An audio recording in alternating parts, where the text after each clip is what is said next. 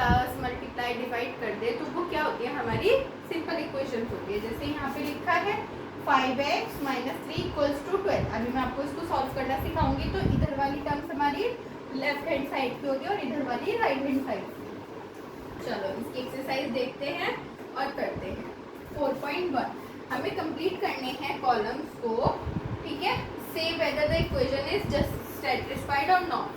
देखो x + 3 = 0, जिसमें x हमें क्या गिवन है, 3 है ना। तो अगर मैं 3 + 3 करूँगी तो क्या 0 आएगा हमारे पास आंसर? नहीं, 6 आएगा। तो ये जस्टिफाइड है? नो है ना। बस हमें x की वैल्यू पुट करनी है। कितनी याद रहती है x की वैल्यू? 3। तो आप सॉल्व करके देखोगे, अगर जस्टिफाइड है तो लिखोगे येस, नहीं है तो नो। सारे सेम है, हो जाएगा। अब देखो इसमें m/3 = 2 दे रखा है। एक पार्ट करके दिखाती हूँ। m की वैल्यू -6/2 दे रखी है, अपॉन 3 दे रखी है, सॉरी। तो 3 × 1 = 3, 3 × 2 = 6। तो आंसर क्या आया? -2। यहाँ पे क्या दे रखा था? क्या m की वैल्यू, अगर हम -2 आ रहा है हमारा आंसर, क्योंकि क्या 6 जो था वो बड़ा था। तो क्या ये जस्टिफाइड है? ये भी नहीं है, क्योंकि -2 आ रहा है, वहाँ पे +2। ठीक है, ऐसे ही आप सारी चीजें करोगे। गिवन ब्रैकेट एंड सॉल्यूशन, ठीक है। और नॉ, अब इन्होंने क्या बोला है, देखो इन्होंने ब्रैकेट में इसकी वैल्यू दे रखी है, किसकी? n की। तो हम देखेंगे कि वो सही है या नहीं है। n की वैल्यू क्या है? 1 पुट कर देती हूँ, +5 = 19। क्या हो सकता है 1 + 5 19? नहीं हो सकता ना।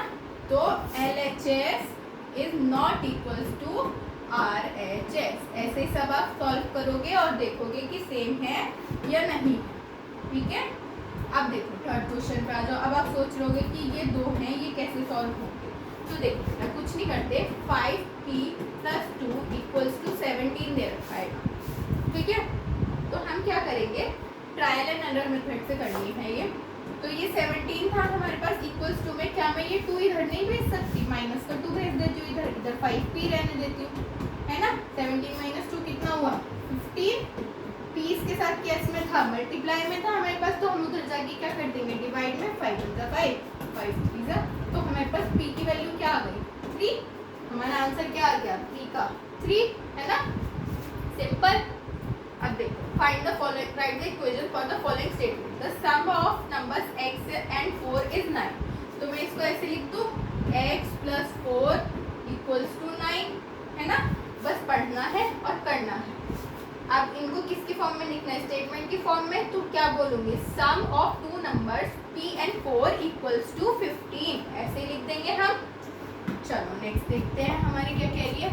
Setup an equation for the following cases. इसमें भी इक्वेशन सेटअप करनी है फॉलोइंग केसेस के लिए। ये भी सेम है, हो जाएगा।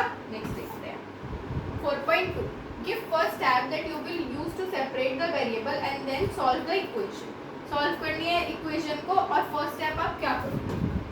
x - 1 = 0 था। तो ये क्या मैं x को उधर ले जाके +1 नहीं कर सकती? बताओ, कर सकती हूँ ना। तो x की वैल्यू क्या आ गई हमारी? +1। जब हम प्लस माइनस माइनस करेंगे तो माइनस होगा, इक्वल्स टू 0 आएगा हमारे पास। तो ये क्या है? करेक्ट है। ऐसे ये सॉल्व होंगी सारी।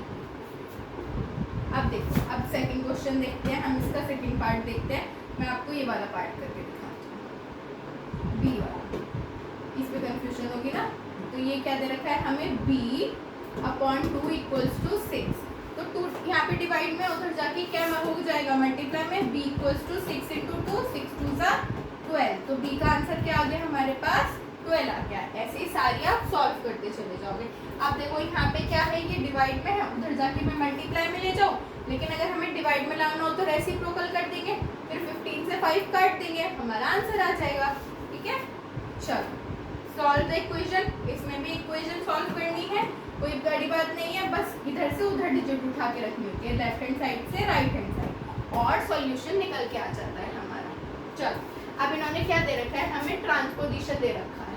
The process of carrying a term to the another side of equation by changing its sign is called transposition. मैंने आपको बताया ही था अभी कि ट्रांसपोजिशन जो हम कर रहे थे पहले से ही, हमारा ट्रांसपोजिशन होता है। चलो करके दिखाती हूँ एक पार्ट इसका।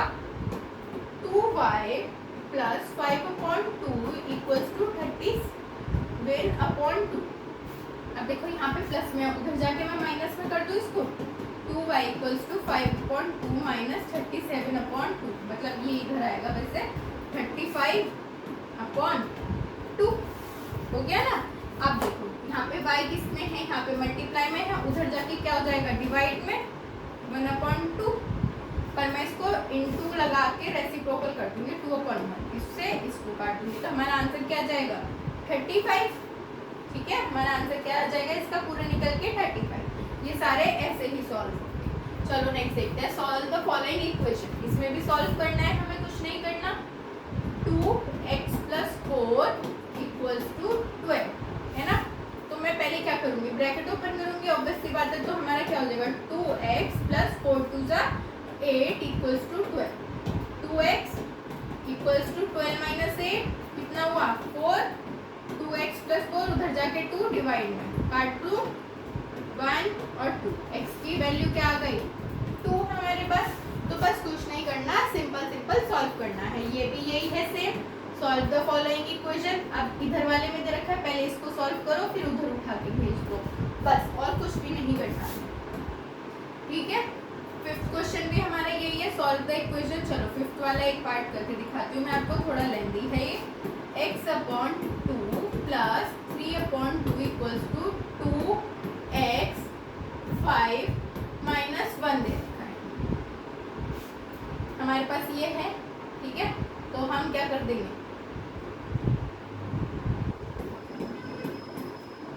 इक्वल्स टू 2x/5 -1 था, उधर जाके ये भी -3/2 हो जाएगा, ये -1 हो जाएगा। अब हम क्या करेंगे, इसमें एलसीएम ले लेंगे इसका, 2, 1 और 5 का एलसीएम लेंगे तो 5 ही आएगा वैसे तो एलसीएम हमारा।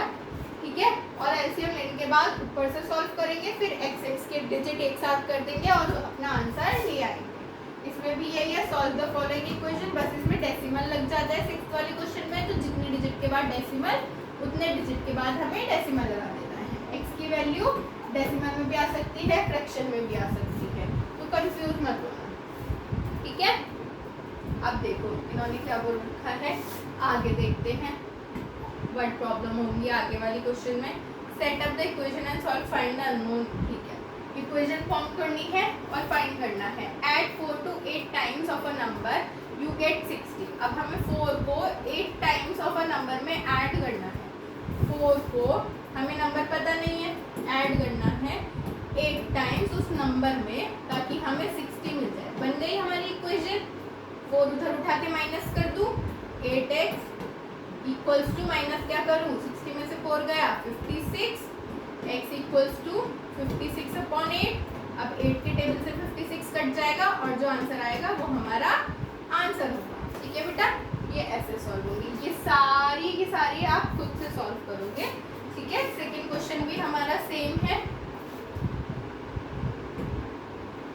चलो थर्ड देखते हैं। Irfan says that he has 7 marbles more than 5 times of marble. उसके पास 7 मार्बल्स हैं मोर देन 5 टाइम्स। कितने मार्बल्स है 7 मोर देन 5 टाइम्स। ठीक है, हमने 5 टाइम्स सेलेक्ट कर लिया और कितने टोटल है 37, 5x सेलेक्ट कर लिया, तो बन गई हमारी इक्वेशन। मोर देन का मतलब प्लस का साइन, सॉल्व कर दूं आंसर आ जाएगा। उधर उठा के माइनस करूँ 30/5 कितना होगा हमारा 5, 6 आ जाएगा x का आंसर, तो x इक्वल्स टू 6।